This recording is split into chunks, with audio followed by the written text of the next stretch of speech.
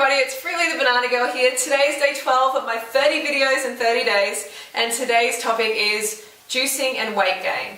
So juicing and weight gain is a big one, it's a very, very popular subject, and especially seeing Joe Cross has popularized it lately.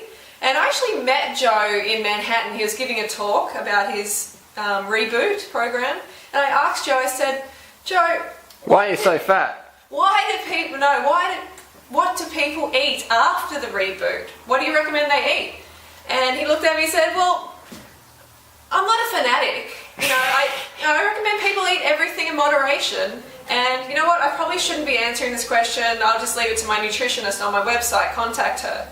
And for me, that was a real letdown. It let me know that Joe didn't know what to eat. And he was actually putting on weight again from his juice feast. It was clearly evident to everyone in the audience that he was gaining weight. Because every time he goes off his juice reboot, he binges out on everything. Everything in moderation. You're so lean, I can see in your dress here. Just move your hand a bit for the light can get on there. You do the 12 as well, but you can just see the leanness of this physique. Yeah, well that's what happens because I'm a whole food eater. Carb eater. I'm all about whole foods. I'm all about long-term results. Because there's nothing that upsets me more really is to see people struggling on these fad kind of diets. And I know a lot of people are like, juicing's not a fad diet. Well, yes it is. Well, I don't think it 100% is because I love juices, okay? Let's get this straight. I love juices, I really do. But as a beverage, as a side, in between my meals, not to replace a meal. That's when the problems start to come in, when we replace meals with juices. Because we need the fiber so desperately.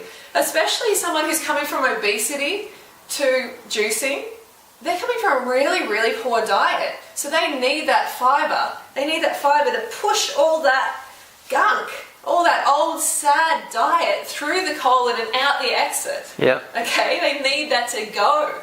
But when they juice, they don't get that same effect. It is impossible to get the same effect without fiber. Because fiber is a nutrient. It's like a broom. Sweep all that old crap out. That's right. It's a nutrient. So you're essentially becoming nutrient deficient. You're creating a deficiency when you take the fiber out. Yeah. And not only that, you're spiking your blood sugar level. Okay, so the sugar, the fiber, it regulates your blood sugar, so the sugar is released nice and steadily into your bloodstream, so there's no crashing, sugar crash. No way, the fiber, it fills your belly, it makes you feel satisfied for longer. Satiated. Satiated. So you're not going to be, desperately looking around for something else to eat. And what I've noticed with these people who come off the juice feast is they are so hungry. Oh yeah. They're like, give me the food. Give me, I just want to eat everything, high fat, high calorie, binge out.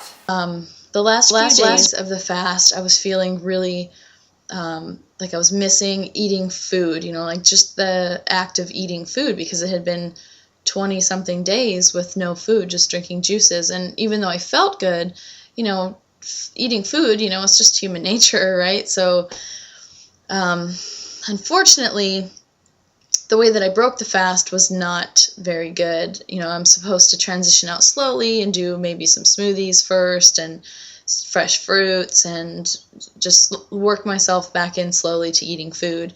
But I was so eager to actually eat, and I had felt deprived the last few days of the fast, and I just introduced the wrong kinds of foods, and I was eating food that I should have been eating, weeks after the fast, and I was eating them within days of ending the fast. So I just kind of got off to a bad start and never stopped.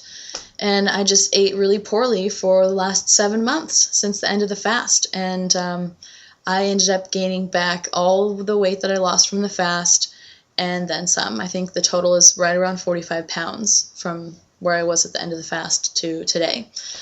So not very happy with that, but that's life. That's what happened. And I'm here to tell you that I'm going to pick myself up and start over again. And some people might think that I'm kind of crazy for trying another juice fast. People have been known to go straight to McDonald's after their juice feast. Angela Stokes has put on a lot of weight recently. I used to read her blog now and then because people go, Harley, she just lived on the green juice. How do you explain it? And I'm like, well, she'll be binging, she'll be piling the weight back on, and now she is. It happens in Karma. time. It happens to everybody in time. But there's some people who say, oh, but I know someone who came from obesity to a raw vegan diet via juicing. And For maybe for a month. And I really don't know many people who have done that, who have stayed on course, because a better way to do it is smoothies. You know when people say, do you juice? I say, do you smoothie? Seriously, do your smoothie, because smoothing is fantastic. You know, if you're obese right now and you want to get, healthy, slim, healthy and your weight down and everything, do smoothies, please. Include the fibre. The fibre is important. And then go to raw till 4, before you go to raw vegan. Just do it the nice, natural, gradual way, because weight loss takes time. It didn't take you overnight to get where you are now, to get obese. Did it? No. So it's not going to happen in 2 weeks. It's not going to happen in a month.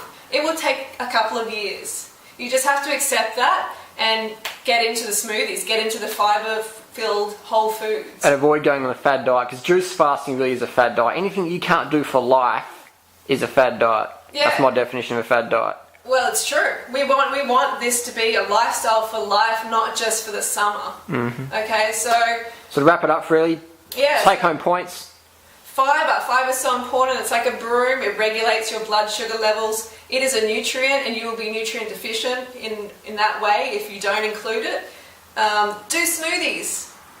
Go smoothie yourself. Wouldn't you get too many calories with a smoothie though? Isn't the goal to starve yourself until you get skinny? So that's another thing. Thanks for reminding me. Like, you're teaching your metabolism to be a fat storer instead of a fat burner. Okay, we want fat burner. We don't want to confuse the brain, and it's like going, is this a feast or is this a famine? Is this a feast or a famine?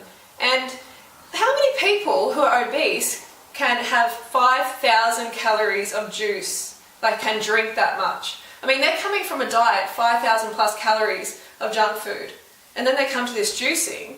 How are they possibly going to drink over 5,000 calories of juice to sustain their cellular function? Impossible. They're not going to be able to. They'll be binging then for what sure. Happens is a forced calorie restriction then. And every forced calorie restriction is made up later down the line, and with a binge. It is. 100%. It is. So that's a message. I'm really passionate about this because I've done juice feasting myself back in 2008 and also water fasting in 2007, and I rebounded big time. So what's the solution? Lifestyle and dietary reform. Yeah, do a nice and steady way. Awesome. Yeah, go fruit and smoothie yourself. If you found this video helpful in any way, please don't forget to like it and comment and share it, and I'll see you tomorrow. Like it if you like Freely's leanness. Naturally. No starvation required. No starvation. Carb binging. Thanks, Freely. Alright, thanks. I'll see you tomorrow. Go fruit yourself.